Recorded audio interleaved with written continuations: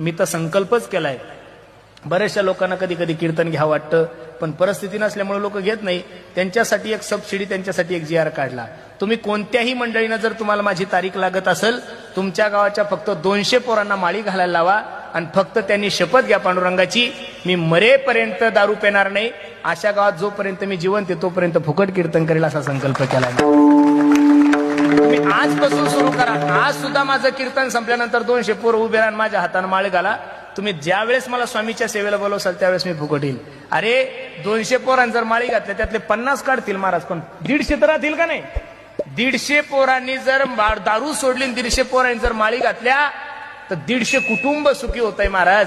तुमच्या एका पाकिटानं काही मी अंबानी होणार नाही आणि काही अदानी होणार नाही, पण त्या 150 कुटुंबातल्या प्रत्येक मायनं आणि प्रत्येक बापानं जर मला पोरग म्हणून आशीर्वाद दिलं तर निश्चित माझ्या जीवनाचं कल्याण झाल्याशिवाय राहणार नाही.